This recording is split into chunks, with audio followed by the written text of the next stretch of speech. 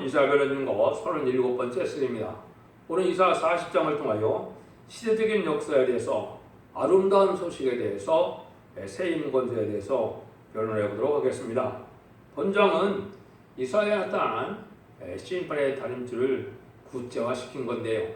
1장부터 39장까지는 옛날에 육적 이스라엘 백성의 역사를 통하여 이제는 심판하고 새 시대가 온다는 것을 말씀했는데요. 여러분들 예언서는 뭐를 예언했습니까?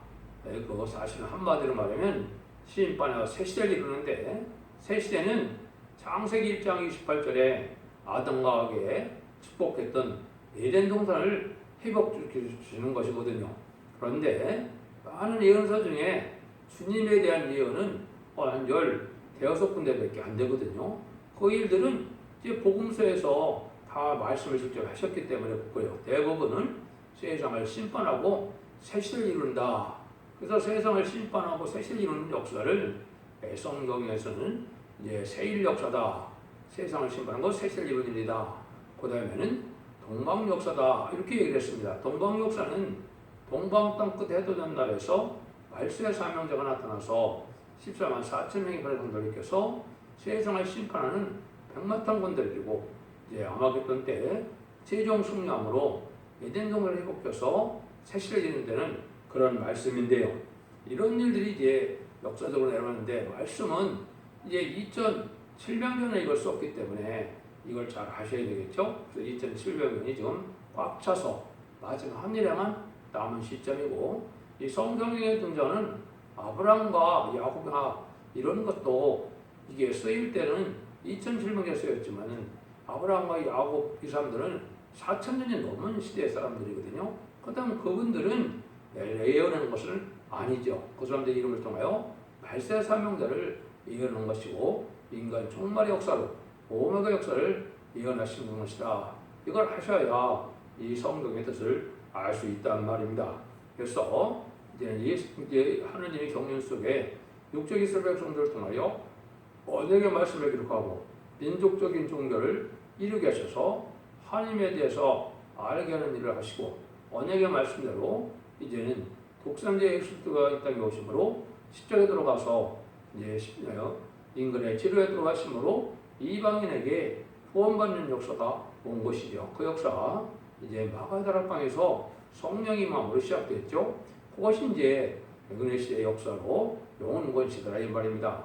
그런데 그 기간은 2000년이나 되지만은 마지막 한일의 역사는 신시간에 가던데, 그것이 예비되고 준비되는 이 성경의 예언이 되어 있어서 징조의 예언이 다 성취가 되고 기독교 종말에 인간 종말에 되어질 일을 하나님께서 말씀하시는데, 그 시대적인 역사가 이제 이사야 40장부터 자세히 나와 있다 이 말입니다.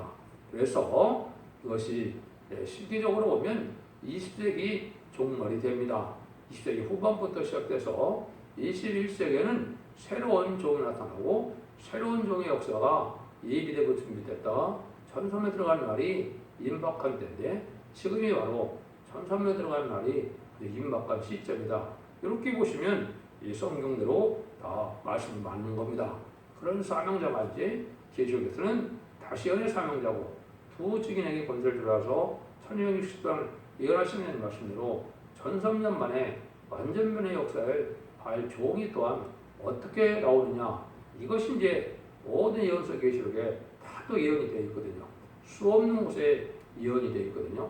그런 일이 다 성취되어야만 하나님의 뜻이 이루어서 정한때가 이루어지게 되는데요. 그래서 이런 일들을 이제 성경 본문 통해서 말씀인데, 성경이라는 것은 응하는 자밖에는 알 수가 없는 겁니다. 예를 들어서 이사 7장 10절에 동정령 아래에 처녀가 잉태하여 그 아들을 낳으려 하실 때, 처녀가 잉태하면 한 사람밖에 없으니까 그분밖에 모르죠. 그런 거나 마찬가지로 모든 일이 성취되는 것은 이건 성취되는 자밖에 알 수가 없습니다. 그래서 기독교 역사는 중생받는 역사라, 오늘 나오는 세임받는 역사라, 이것은 다 받은 자밖에는 알 수가 없는 거고, 인간의 이성으로는 알 수가 없는 일들이거든요. 이걸 여러분이 잘 아시고 이 말씀이 어떻게 응해가는가, 이것이 중요한 것이지, 이걸 뭐 정통적으로 받아들이냐 안 받아들이냐, 이거는 인간에게 고난이 없습니다. 말씀을 과감할 권한도 없고 말씀할 것이 순종하고 하는 것이 인간의 도리고 인간의 의무지. 말씀을 과감하고 말씀을 또 안 받아들이고 하되 이거는 선택의 여지가 없는 겁니다. 여러분들 이런 과정 속에서 진리만을 믿고 따라가야 말씀의 빛만을 믿고 따라가야 신에게 정례에 들어갈 수 있다는 것이 하나님의 말씀입니다. 그래서 그 일들이 이제 40장부터 66장까지 자세히 나오니까 여러분들이 자세히 듣고 말씀드리는 일을 통해서 확실한 믿음을 가지시길 바랍니다. 그래서 40장에서는 시적으로는 하나님의 역사가 진행되면서 천국 복음이 전해지고 아름다운 수익이 전해지게 되고 아름다운 수익이 전해서 인간 영혼의 변성될 사람 또한 샘을 받아서 물과 불이 보통하는 그런 몸에 대해서 하늘에 이루어갈 수 있는 성도가 된다. 성경은 또 성도적인 종을 중심으로 얘기했고 성도적인 종은 시간 4,000명의 별성을 일으키는 인간 영혼의 말씀 사람들을 뜻한 것입니다. 그러니까 그 종이 말씀에 응하는 과정을 알기 때문에 다른 사람은 때를 알 수가 없는 겁니다. 말씀에 응하고 이루어지는 때를 아는 사람은 말씀에 예언된 자밖에 모르게 되는 것이죠. 1절 2절입니다. 너희 하나님이 가르쳐대 너희는 의로하라. 내 백성을 의로하라. 너희는 정대의 예루살렘에 말하여 말하는 곳에 이쳐 구하라. 그 복의 때 끝났고 그 대역에 사함을 입었느니라. 그 모든 일을 내어 여호와 손에서 배나 받았느니라. 하나님이 이제 정한 때가 돼서 하나님이 이제 백성들을 의로하는 때가 온다 이 말이죠. 이것이 이제 육적 이스라엘 백성들은 메시아를 기다리고 있었지만 이제는 이방인에게 메시아가 오셔서 그것을 제사받는 은혜 시대가 있어서 사함의 것들을 이긴 주님이 이제는 천국복을 전하는 시대가 올 걸 지금 말씀하신 것이죠. 그래서 제사슬에서 고통을 받는 인간들을 제사슬에서 놓아주는 사함의 것에서 해방시켜주는 일이 있다 이 말이죠. 그래서 여기서는 그 죄를 배나받았다는 말을 하셨죠. 여기 이제 예수님이 십자가에 못 박혀 돌아가심으로 인간의 죄악을 다 담당케 하셨다. 그래서 사함의 것을 이길 예수님을 믿으면 우리가 죽을 영혼이 이제는 지옥 갈 영혼이 천국으로 낙원으로 가게 되어 있다 이 말입니다. 이런 일들이 있는 것이 이제 예언의 성취가 되는 것이죠. 이런 일이 오기 전에 어떤 일이 오게 되느냐 이걸 이제 말씀하시죠. 그래서 복음도 두 번 있을 것을 성경에는 예언이 되어 있고 또 성령의 역사도 반드시 두 번 있을 것을 얘기했습니다. 쉽게 말하면 초림주의 역사와 재림주의 역사다 이렇게 볼 수가 있거든요. 그래서 이것은 초림주가 오는 방법을 얘기한 거죠. 그것이 3절 4절이죠. 예치는 자의 소리와 가는데 너희는 광야에서 여호와의 길을 예비하라. 사막에서 우리 하나님의 대로를 평탄케 하라. 골짜기마다 도도우며 선마다 작은 선마다 낮아지며 고르지 않은 것이 평등케 되며 험한 것이 평지가 될 것이요. 이것은 이제 우리가 침례 요한, 세례 요한에 대한 예언인 걸 우리가 잘 알죠.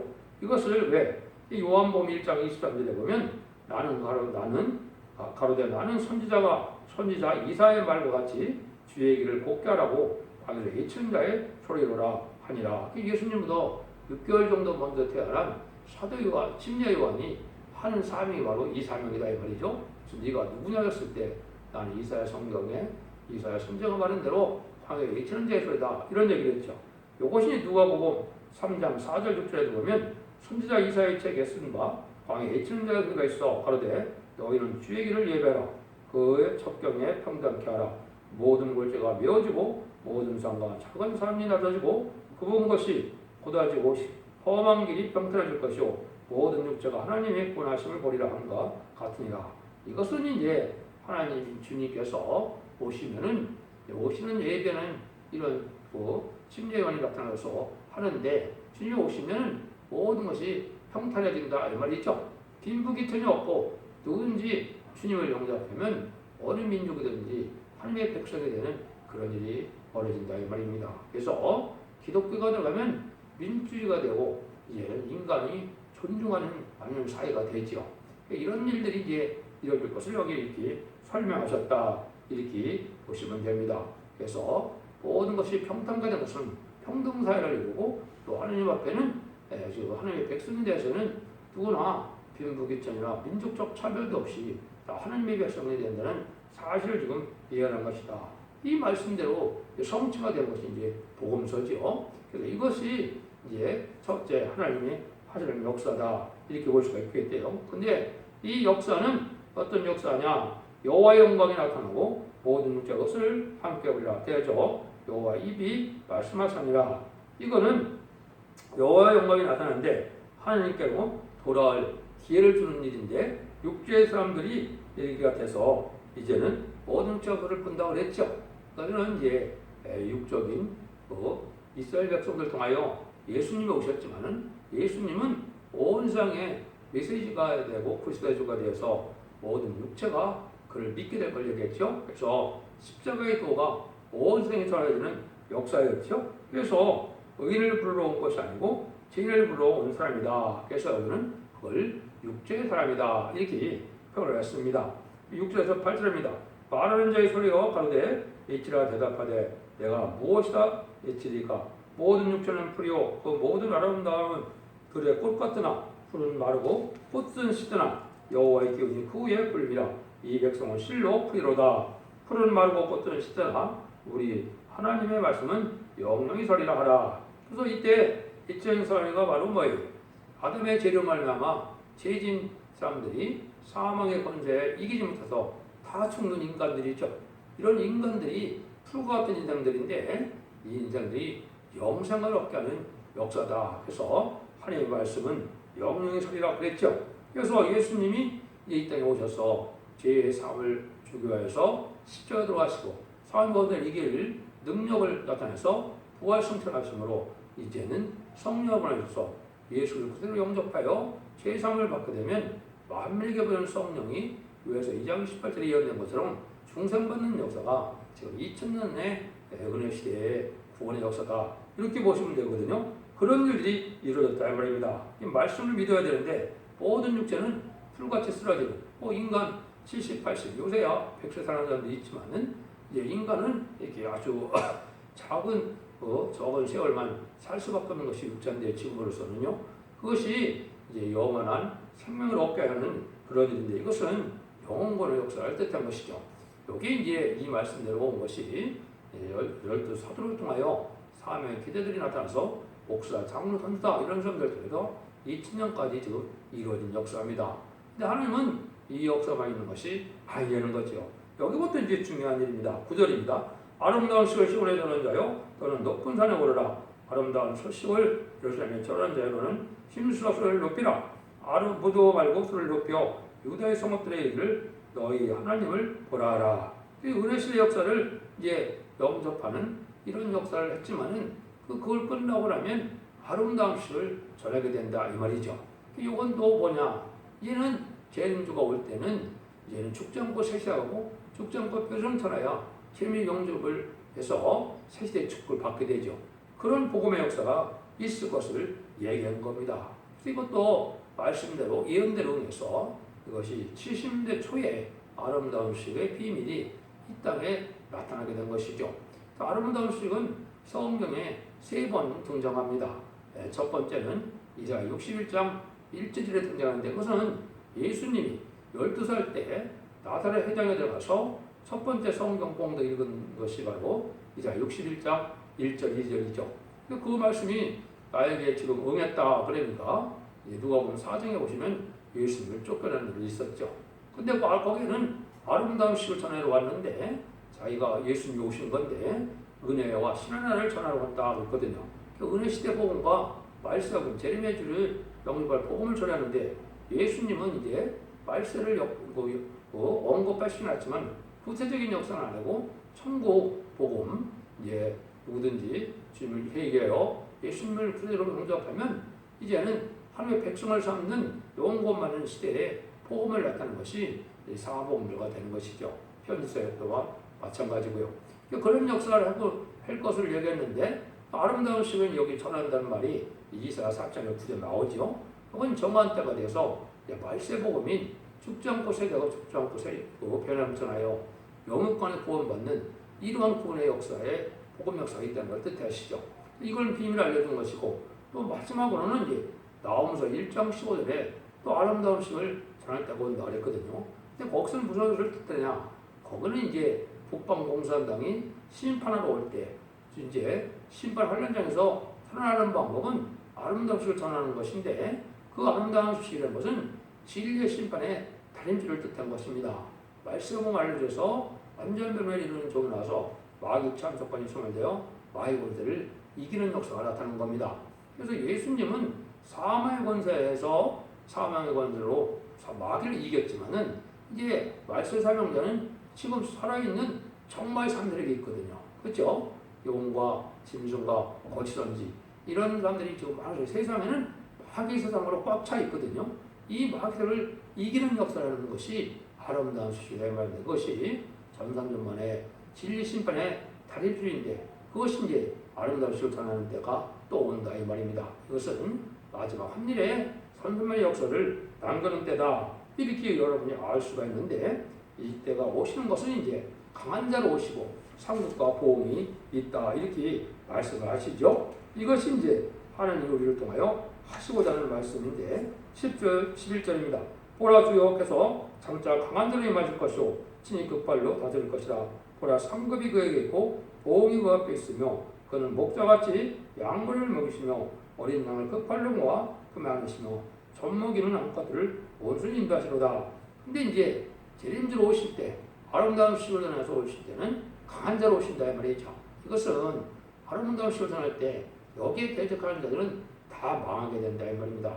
마지막 완전 변론의 경고기 때문에 지금까지는 그냥 누구든지 예수를 영접하면 온 것만 시대이기 때문에 사람들은 애초에 다 죽어서 어떤 사람은 영웅 받고 어떤 사람은 음부에 간다 해도 그걸 알 자가 없었던 거죠. 그런데 이제 마지막 재림이 올 때는 마지막 변론에서 이 변론을 대적하고 이 변론에 순종치 않으면 심판의 날에 멸망을 당한다 이 말입니다. 이것이 이제 강한 자로 오시는 심판주의 역사, 재림주의 역사를 말씀하신 거다 이 말입니다.